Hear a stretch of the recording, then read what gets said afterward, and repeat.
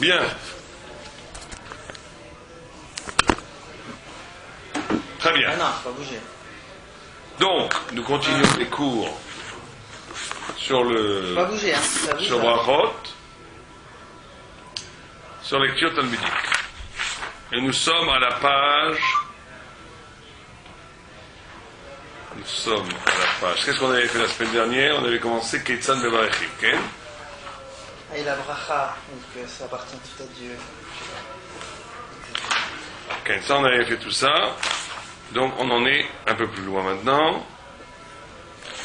Ok. Dans la Daf Lamed He, dans la Yaakov, page Ain Aleph Amud Aleph, Amud Bet. Donc, Rabbi Hanina Bar Papa et Rabbi Vramuktiv. Il y a une contradiction dans les psukim, dans les pasuk. Okay? Ktiv et la karti dégane beito. Ktiv et la karti dégane beito. Je prendrai la récolte en son temps. Vektiv et la savta déganecha vetiroshecha vitzarecha. Et là-bas, il écrit la savta déganecha. Là, tu ne le prendras pas en son temps. Alors, on va voir pourquoi est-ce que ça a l'air d'être contradictoire. Tous les mefarshim posent la question. Alors, il va dire l'okasha. Kan bezman chez Israël osim ritzon shel makom.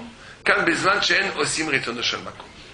Quand Am Israël fait la volonté de Dieu, il reçoit toute la récolte en son temps. Quand il ne fait pas la volonté de Dieu, il ne reçoit pas la récolte en son temps.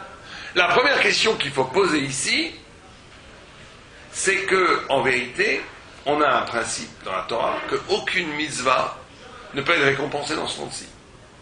Aucune mitzvah ne peut être récompensée dans ce monde-ci. Donc, qu'est-ce que c'est que cette histoire? Tu fais les mitzvot, tu reçois du blé, tu fais pas les mitzvot, tu reçois pas de blé.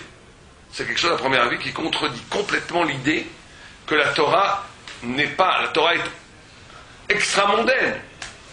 Que la Torah, par définition, ne peut pas être... La punition et la récompense du monde dans ce monde-ci, elle n'est pas donnée dans ce monde-ci. La Torah, elle est par définition extramondaine. Elle est au-delà de l'être.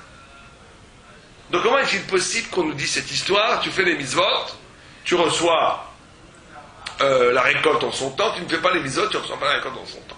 Alors là, il faut dire un principe fondamental, qui est que, effectivement, Srar ve'onesh, ça n'a aucun rapport avec Zegmarot. La récompense et la punition n'est pas donnée dans ce monde-ci. Parce que la récompense et la punition, c'est quelque chose de l'ordre de l'absolu, de l'éternité, qui n'existe qu'après la mort. Ici, on parle d'une autre dimension, d'une dimension de bracha. C'est-à-dire que c'est une alliance entre nous et Dieu, ce qui s'appelle le brit. Quand tu fais la Torah, le monde est en accord avec toi. Quand tu ne fais pas la Torah, le monde est en désaccord avec toi. Ça n'a aucun rapport avec Onesh Vesra. C'est un autre système qui est le système du brit, que Dieu a créé le peuple juif que pour qu'il vive dans la Torah. Tu le sors de la Torah, c'est comme tu sors un poisson dans l'eau et il doit mourir. Les pérottes, Ouais, on peut expliquer les pérottes comme ça. Mais les pérottes, c'est encore un autre sujet.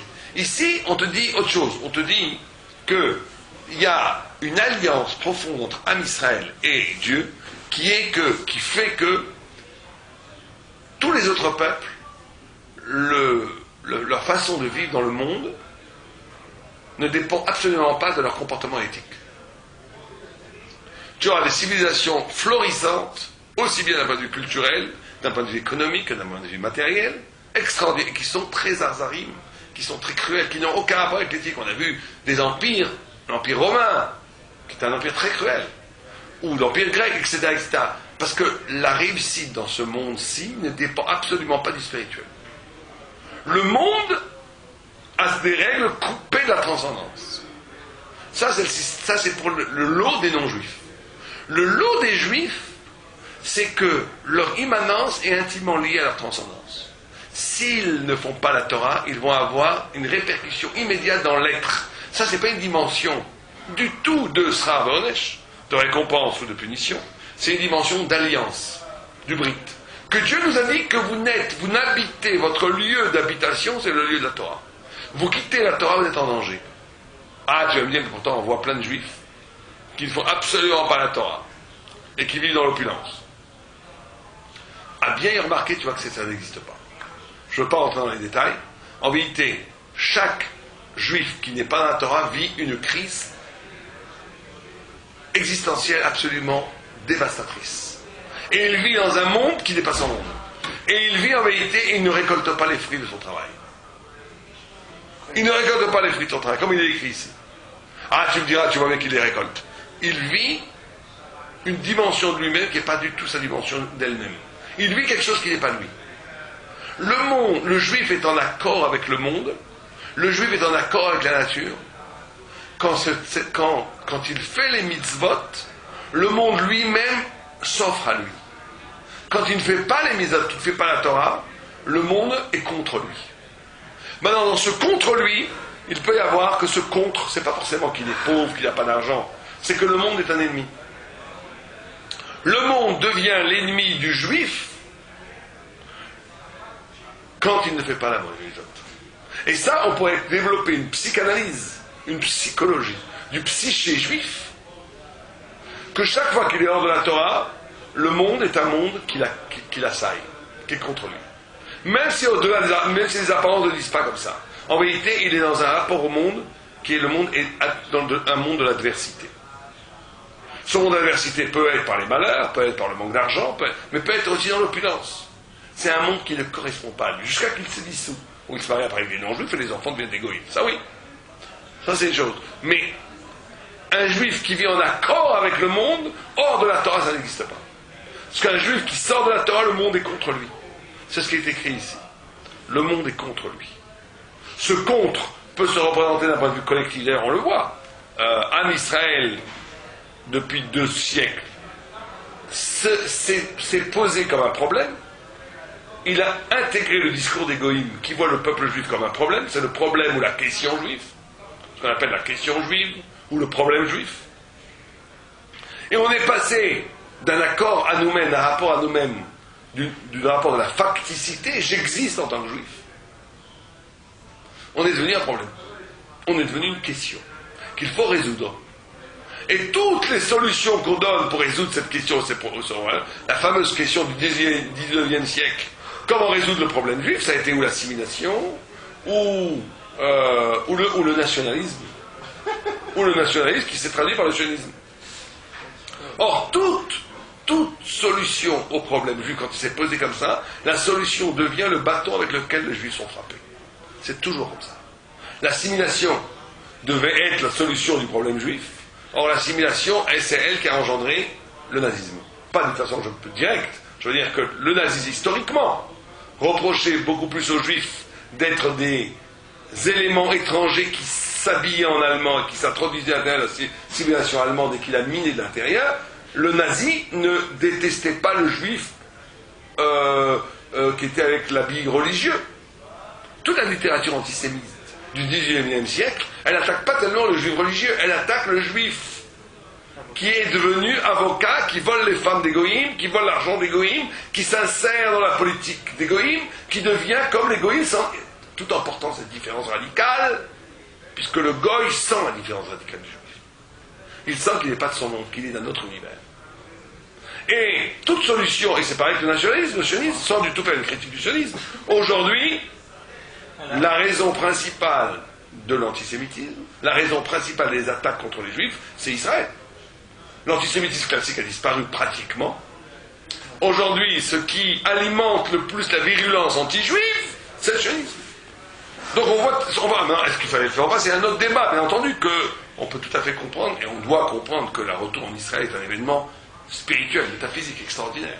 Mais comment ça s'est fait? Le comment du retour implique que ça a été vécu comme une solution, ça c'est tous les sionistes. On dit, le retour en Israël est une solution à la question juive. Quand tu poses des problèmes comme ça, tu peux être sûr que la solution sera le coup de bâton prochain. Sûr et certain. C'est comme ça que ça marche. Parce qu'il n'y a pas de solution. Parce qu'il n'y a pas de problème. Parce qu'il n'y a pas de question juive. Il y a une facticité juive qui est que le peuple juif a reçu la Torah sur le mont Sinaï et son lieu d'habitation c'est la Torah. Son être c'est la Torah. Il vit dans la Torah. Le lieu, de la même façon que le monde, le lieu du monde, c'est l'ouverture des eaux le 3e jour de la création. Le lieu du juif, c'est l'ouverture des eaux de la mer Rouge, où le peuple juif est né, et il y a un lieu tout à fait singulier.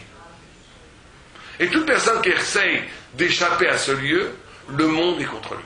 C'est ce qui est écrit ici. Et c'est pareil pour chaque, aussi bien au niveau collectif qu'au niveau individuel. Maintenant, ce monde contre lui, il faut bien entendu l'analyser avec finesse. Il faut l'analyser avec finesse, puisqu'il peut y avoir des gens, effectivement, qui sont en dehors de la Torah, qui peuvent paraître très heureux. Ils peuvent d'ailleurs être très heureux. Mais il y a une dimension en eux, fondamentalement, d'un point de vue, je parle ici au niveau du fondamental, où le monde est contre eux. Le juif, en dehors de la Torah, le monde est contre lui. D'où, d'ailleurs, la paranoïa juive, la peur juive, inhérente. C'est pas simplement à cause des pogroms et de la Shoah. C'est que le juif sent très bien, quand il est encore un peu éveillé à sa judaïcité. Il y a des juifs qui sont devenus complètement abrutis, comme on a une mentalité de goy. C'est fini, ils sont même plus éveillés à ça. Mais un juif qui est un petit peu éveillé à sa différence, il sent bien que cette différence est un danger. C'est pour ça d'ailleurs qu'il essaye de façon effrénée à gommer cette différence. Quand on parle des militants assimilationnistes, ceux qui veulent absolument nier leur être juif, ils vont passer leur vie à gommer cette différence, parce qu'ils sentent que cette différence est un danger. Donc là, le texte nous dit très simplement que on est dans le monde de l'alliance. Tu reçois la Torah, le monde est avec toi. Tu es contre la Torah, le monde est contre toi. Et là, on continue. Il y a une chose très intéressante, parce que tout le monde dit, où est-ce qu'on a vu le marcha, il dit, où est-ce qu'on a vu que le deuxième pasouk dit que quand tu ne fais pas la Torah. Il n'y a pas dit que tu ne fais pas la Torah. Qu'est-ce que le deuxième pasouk dit? La karta de ganecha beito. Ve savta de ganecha vetirosha vitzarecha. Et où est-ce que tu vois que c'est que tu n'as pas fait la Torah? Ok? C'est le marcha, ce que dit le marcha. Yesh le ayen beze. De er metukam, où est-ce que tu vois? Hakha be savta de ganecha. De en osim retzoinecho. שהם עושים רצון המקום הפוך, מפורש בא ואם שמוע תשמעו ולאהבה את השם וכו'. Il répond qu'on pense que tu fais la Torah mais pas 100%. דוודאי הרי בכך שעושים רצונו של המקום אלא אין עושים אותו כל כך דאינם צדיקים גמורים. Donc il te dit attention, ce système c'est pas si simple. Tu peux faire la Torah complètement, mais si tu la fais sans joie, sans engagement, sans absolu, si tu ne jettes pas ton être intime dans la Torah, là aussi le monde sera contre toi. Donc là, ça rend les choses beaucoup plus difficiles. Il ne s'agit pas de faire les mitzvot et la Torah. Il s'agit que les mitzvot et la Torah soient ton lieu absolu d'habitation et que tu donnes tout à l'heure. Alors là, le monde devient le monde, la nature, le politique, l'histoire. Tout va vers toi. Tu deviens le maître de l'univers, le maître du monde, les bâtisseurs du monde. Mais dès que tu ne fais pas la Torah, même si tu fais la Torah, si tu ne le fais pas à fond, tu deviens un esclave du monde. Tu deviens une victime, une proie pour l'histoire et pour le politique. C'est ce qui est décrit ici. Continuons le texte. Or, le texte continue et dit Rabbi Shimon bar Yochai, non, Rabbi Ishmael, כאן בזמן שהם עושים רצונו של מקום. תנו רבנן, ועשרת דגנךו. מה תלמוד לומר? לפי שנאמר לא ימוש ספר תורה הזה מפיכו. יכול דברים ככתבם, תלמוד לומר ואספת דגנךו. כן? בהם מנהג דרך ארץ דברי רבי ישמעאל. רבי ישמעאל dit il y a une contradiction. Il y a écrit tu ne te sépareras pas de la Torah. D'un autre côté il y a écrit tu récolteras le fruit de la terre. Comment ça va? Il dit elle a minag derech eretz. Tu dois travailler, tu dois récolter le fruit de la terre avec la Torah. Ça veut dire qu'on te dit que ne crois pas parce que tu dois étudier la Torah jour et nuit que ça te rend pas tour de rentrer dans le monde et de travailler pour produire de la parnassa, des biens de consommation. C'est Rabbi Ishmael. Vient Rabbi Shimon bar Yochai Omer, Efshar Adam, Choresh Beshato, il va cultiver dans son temps. Charisha, Zorea, Besha, il va ensemencer, faire la semence, Besha, Zria. Kotser, il va faire la moisson, Besha, Ketsira. Vedash, Beshato, il va piler les grains quand il faut piler. Vechoulé. Et là, Vetora Machialea, qu'est-ce qu'on va faire avec la Torah? Si tu rentres dans le cycle du monde, la discussion est intéressante. Et la Bezman chez Israël, aussi Britson de Shalmakom, Malartam Nasser Darim. Quand Am Israël fait la Torah, il n'a pas besoin de travailler. D'autres travaillent pour Am Israël.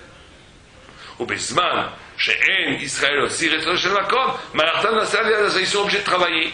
Et plus que ça, ils sont obligés de travailler pour les autres. Donc là, on a une discussion très intéressante. On a une discussion très intéressante.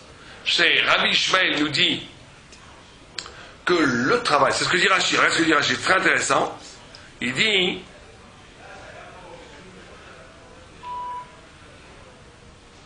ouais, qu'est-ce que dit Rashi? Oh. Non. Qu'est-ce qu'il dit? Ah. Ok, où est-ce que c'est? Betmir. Il dit Imlo, il te batel et ta Torah. Si tu ne travailles pas, la Torah elle va être elle-même batel. Parce que si tu ne travailles pas, tu n'auras plus de parnassa, et après c'est la Torah elle-même qui sera en danger. Donc, Rabbi Shmuel, lui, il dit qu'il faut inscrire au cœur même de la Torah la notion que tu de derer Eretz. Rabbi Shimon Bar Yochai, il dit non. Tu dois t'arracher à tous les systèmes de production, à tous les systèmes économiques. C'est la grande marloquette. Alors, on va essayer d'expliquer la marloquette. D'après Rabbi Shmuel, c'est pas du tout une concession faite à la rationalité, ou une concession faite au réel, on va dire. Pas du tout. Il n'y a pas de concession. Attends, celui qui fait une concession, c'est un bidon. On ne parle pas de concession. Ce que dit Rabbi Ishmael, c'est ce que d'ailleurs dit Rachid, il dit c'est pour la Torah elle-même. C'est-à-dire que la Torah a tout à gagner à l'épreuve du réel. Ça, c'est Rabbi Ishmael. Pourquoi tu vas rentrer dans le réel? Si, parce que justement, le réel t'apportera une dimension de la Torah que l'étude exclusive et la pratique des mitzvot exclusives ne t'apporteront pas. Parce que ce que dit justement le Marsha, comment être capable de, en entrant dans le champ social, dans le champ du travail, comment être capable d'imposer dans ce champ-là qui est Chol un comportement de sainteté qui va donc illuminer dans le champ du travail socialisé, qui va donc ensemencer à l'intérieur du réel socialisé et profane, tu vas être capable d'introduire une lumière thoraïque dedans. Et d'après Rabbi Shmuel, c'est un lechatchila. C'est pas qu'il te dit, on est obligé de travailler. C'est pas du tout ça qu'il dit.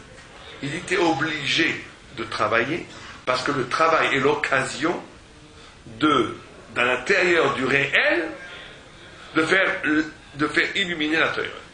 C'est que ça, c'est la grande différence, ce qu'on appelle le Hibour HaChodesh. Le Hibour HaChodesh, ou le Rosh Hashanah, c'est la capacité d'intégrer au cœur même du système solaire le système lunaire. C'est que l'Occident a un calendrier qui est purement solaire, parce que c'est le soleil, c'est le puissant, c'est la norme, c'est la rationalité, c'est le Shana. Le soleil ne change jamais de cycle. La Terre, elle tourne autour du soleil de façon... ça ne change jamais. 365 jours, ça sera toujours 365 jours. Ça ne change pas. C'est Shana. Le Chodesh, il s'appelle Chodesh, parce que c'est chaque fois la lune disparaît et réapparaît. C'est la notion du Chidouche, du nouveau. Pour ça que Chodesh, c'est Chidouche, de nouveauté absolue. Ça, c'est l'Orient. L'Orient, Ishmaël, les Arabes ont un calendrier lunaire. La seule civilisation qui unit les deux, c'est Am Israël. Parce que justement, c'est la capacité de mettre ce qu'on appelle Rosh Hashanah. Rosh Hashanah, c'est un thème qui se contredit. Shana, c'est le retour. Rosh, c'est la nouveauté. Comment tu peux avoir un Rosh dans le Shana? Comment tu peux avoir le Hibou à Chodesh? Comment tu peux introduire le Chodesh qui est un Hidush Kulo dans le système solaire, qui est la normalité, le cycle absolu? C'est justement d'être capable de faire scintiller au cœur même de la normalité, de la rationalité du réel, de montrer comment en dernière instance le réel lui-même est empli du signe du surnaturel. C'est ça qu'on doit faire. Ça, c'est pour Rabbi Shmuel. Rabbi Shmuel, il dit, la Torah a tout à gagner à l'épreuve du réel. Il faut rentrer la Torah dans le réel. Et donc, il faut travailler. C'est Rabbi Shmuel. Rabbi Shimon Bar Yochai, il dit exactement le contraire. Il dit pas que la Torah n'est Torah que si elle est extra-mondaine. Que si elle s'arrache de façon fondamentale à tous les cycles de production, à tous les cycles socialisés. Ça, alors la Torah devient Torah. Et si tu fais ça, le monde va devenir... Alors comment tu rejoins le monde? Parce que tout le monde fait la connexion avec le monde. Rabbi Shmuel, il est aussi d'accord qu'il y a une connexion entre le monde et la Torah. Sinon, on avait qu'à rester dans les cieux. On avait qu'à rester des anges. Mais cette connexion, elle se fait en amont, pas en aval. C'est-à-dire que si tu fais la Torah comme il se doit, si tu rentres dans l'absolu de la Torah, le monde entier va s'élever vers toi. Le monde entier va aller vers toi. Le monde va aller vers toi. C'est-à-dire que le travail que toi t'aurais dû faire, quelqu'un d'autre va le faire. Parce que les éléments inférieurs veulent monter vers les éléments supérieurs, veulent se coller aux éléments supérieurs. Et donc, tu vis une vie, tu montres, là aussi, bien entendu, que Rabbi Shimon Bar Yochai veut aussi faire scintiller la lumière de l'au-delà dans le réel, dans le dessous. Mais il te dit, ça se fait comment? Ça se fait par le miracle. Comment par le miracle? Si tu ne travailles pas, t'étudies, tu fais la Torah, jour et nuit, mais d'une façon absolue, intense. Et à partir de cette réalité-là, le monde lui-même, qui n'a de sens que pour la Torah, va tout faire pour te donner ce qui te manque. Et donc tu vas faire le lien en amont. Tu vas travailler en amont et en bas, les choses vont monter vers toi. Alors que d'après Rabbi Ishmael, il faut descendre vers le réel pour illuminer le réel. C'est la grande discussion qu'on va d'ailleurs retrouver plus tard, bien plus tard, cette discussion qu'il y avait entre Rabbi Ishmael et Rabbi Shimon Bar Yochai, on la retrouve bien plus tard entre les Chassidim et les Littaïm, par exemple. Est-ce que la lumière de la Torah dans le Beth Amikdash, tu restes dans le Beth Amikdash, t'étudies, tu ne fais attention à rien du tout. C'est l'Italie, ça. Oui. Et cette lumière-là va être assez grande pour que le monde entier vienne après écouter cette lumière. Ou bien non, il faut aller porter la lumière dans les choses les plus sombres. Il faut aller vers la matière. Il faut aller vers les gens qui sont dans les ténèbres et leur apporter la lumière. Tu comprends? Cette discussion-là, c'est une discussion vieille comme la Torah, pratiquement, et qui continue, qui se perpétue jusqu'à aujourd'hui. Simplement, la Gemara continue et dit Amar Abaye, Arbe Asou ke Rabbi Ishmael. Beaucoup ont fait comme Rabbi Ishmael. Ve'alta b'yadam. Ve'arbe Asou ke Rashbi, ke Rabbi Shimon Bar Yochai, ve'lo alta b'yadam. Parce qu'effectivement, la chita de Rabbi Shimon Bar Yochai, elle exige un engagement absolu. Parce que tu ne peux pas dire je ne fais pas de compromis avec le monde, et dans ta pratique de la Torah et du Net de faire des compromis, tout s'écroule. Parce que tu ne peux pas dire moi j'étudie à plein temps et passer la moitié de ton temps à fumer une cigare dans la cour. Tu ne peux pas. Parce que dans ce cas-là, tu arrives à une contradiction interne. Tu dis que ton engagement à la Torah est un arrachement au monde. Mais si tu reconduis au cœur même du système Torah la mondanité, tu tues la Torah elle-même. C'est pour ça que c'est très dur. Parce que le système du Rashbi, il demande un absolu engagement. Il demande une radicalisation. C'est un système radical, un arrachement à tout compromis. Alors que le système de Rabbi Ishmael, il est plus aisé dans la mesure où, si tu rentres dans le monde, tu vas peut-être avoir moins d'élan. Parce que tu risques d'être kidnappé par le monde. Ah, mais t'as moins d'émouna, c'était Rabbi Ishmael. Non, pas pour ça. On a déjà expliqué que la Ishtadlut n'est pas encore une fois un tour de la Emouna. La Ishtadlut, pour le Rabbi Danevi, c'est un naï pour qu'il y ait Emouna, pour ne pas être irresponsable.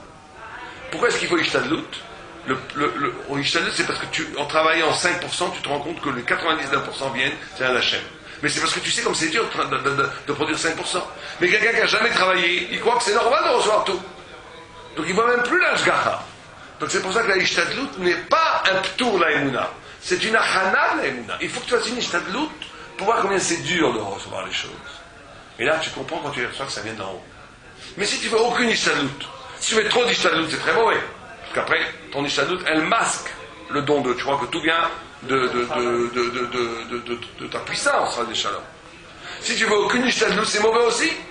Parce que tu crois que tu es en réalité déresponsabilisé. Tu crois que tout vient de l'Emala et c'est tout. Alors c'est bien ça. Non, parce que en réalité, tu n'apprécies pas. C'est enfantin, dans un rapport complètement inassumé du monde. Mais si je suis Messirut Nefesh, comme il dit Rabbi Shimon Bar Yochai. Si tu fais oui. Si tu es au niveau d'avoir donné tout ton. Il n'y a plus d'Ishtadlut alors. Il n'y a pratiquement plus d'Ishtadlut, mais il faut toujours une toute petite Ishtadlut. Même Rabbi Shimon Bar Yochai, il prenait le carouf dans le. Il devait croire que ce carouf, il devait arracher le carouf et le mettre dans la bouche en pensant que ce carouf allait alimenter, ça suffisait.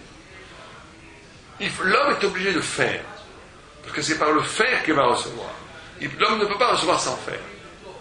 Tu es obligé de faire un petit peu. Tu es obligé de faire.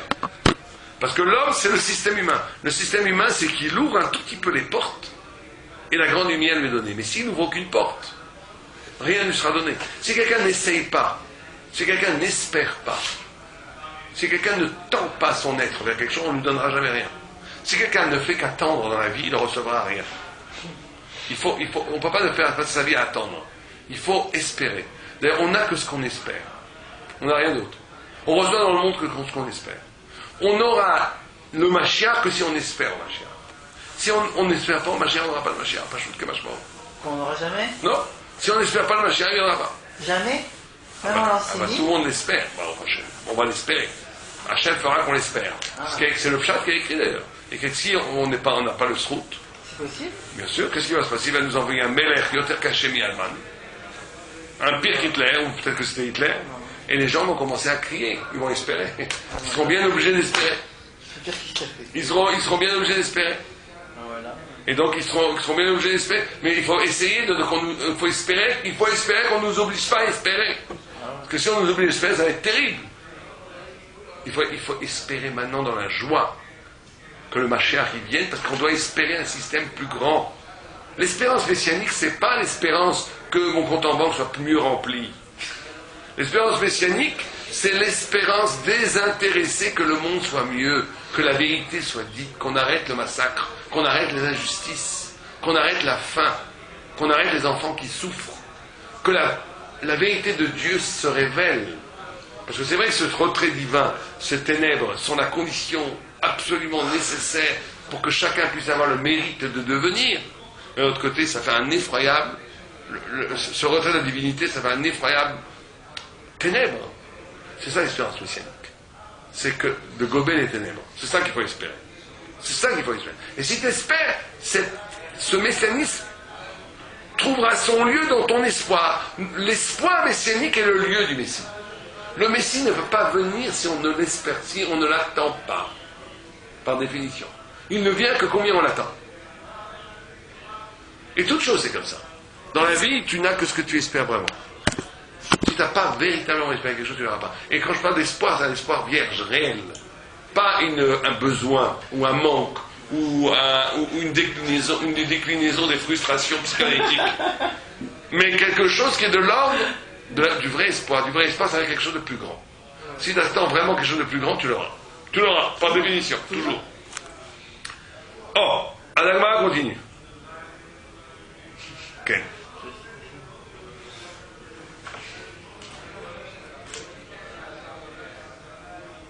Amar Rabba bar Chana, Amar Rabbi Yochanan, Mishum Rabbi Yehuda bar Elai. Rama ben Doros Arishonim, les Dorot Acheronim. Regarde la différence entre les premières Dorot et les deuxièmes Dorot.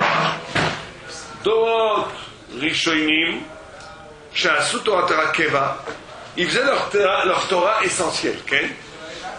V'malachatam Arai. Leur Torah était essentielle, c'était l'essentiel de leur temps, et la Avoda était Arai. En d'autres termes, c'est pas dans les premières générations, et aujourd'hui c'est le contraire, le travail est fondamental, et la Torah c'est la culture en plus. On dit Torah de Rishonim. Les deux, ils avaient les deux. La Torah restait et ils avaient de l'argent. Et la parnassa était abondante. Aujourd'hui, on a ni l'un ni l'autre. Extraordinaire ce que nous dit l'Agma. L'Agma a dit, si tu vis dans un système où l'humain est un homme laborieux, en gros, il ne fait que travailler, et la Torah c'est un surplus de culture, un surplus de spiritualité, un surplus. Tu n'auras rien. La Torah ne se donne pas comme ça. Tu n'auras ni de Torah, et en plus tu n'auras même pas la parnassa. Tu n'auras rien. Tout tombera. Tout tombera. Alors que celui qui fait sa Torah Keva, le plus important c'est la Torah, et qui accessoirement fait du business ou fait du travail pour avoir la parnassa, c'est garanti que les deux auront lieu. Pourquoi? Parce que la Torah est le cœur, comme on a dit au début. Si la Torah c'est le centre de ta vie, la Torah en essence est la bracha. Elle t'apportera toutes les brachot. Mais si en vérité tu es inscrit dans le régime socialisé du travail, et que la Torah est un surplus, la Torah ne se donne pas comme une religion. La religion, c'est un élément parmi tant d'autres dans l'économie générale du social. L'homme aussi a besoin de spiritualité, comme certains disent. Dieu préserve. Le lieu du juif, c'est la Torah. Quand le lieu du juif, c'est la Torah, alors oui, il peut travailler à côté. C'est très bien. Mais ça doit être accessoire. Son énergie vitale, là où il met son énergie, là où il met son devenir, là où il met toute sa force, c'est la Torah. Maintenant, il a besoin de travailler parce qu'il ne veut pas vivre de mendicité. Donc très bien. Mais c'est accessoire. Ça ne peut pas être primal, ça ne peut pas être primordial. Ce qui est primordial, c'est son destin spirituel. C'est son avodat lamidot, c'est son limut toiré, c'est comment il grandit dans le savoir à Torah. Accessoirement, il faut qu'il travaille. Donc ça fait une vie de liberté. une vie de liberté, parce qu'en vérité, parce que tu n'es pas happé par le monde. Le monde du travail est un monde qui happe les gens, qui les façonne et qui les réduit à des petits pions. Donc ça tue l'humain. Ça tue l'humain. Si par contre tu travailles juste pour... en vérité, juste un homme libre. Moi, il peut être un balayeur ou un éboueur, c'est un prince. Un juif, c'est un prince, un roi. Là où il est. S'il est vraiment juif, il est prince. Il est prince parce qu'il est le serviteur de Dieu, du roi suprême. Donc où qu'il soit, il peut être ébouilleur, il peut être épicier, c'est un prince. Alors qu'un mec qui travaille toute la journée juste pour le travail, qui met son avenir et son futur dans l'amas d'amasser du bien, c'est un esclave. Il peut être avec sa Rolls-Royce, c'est un esclave. C'est un esclave. Il est complètement détruit son avenir spirituel. C'est ça que nous a cité Agmara. Soyons des princes de Dieu et ne soyons pas des esclaves de la matière. Amen, Kenny Ratson. À la semaine prochaine.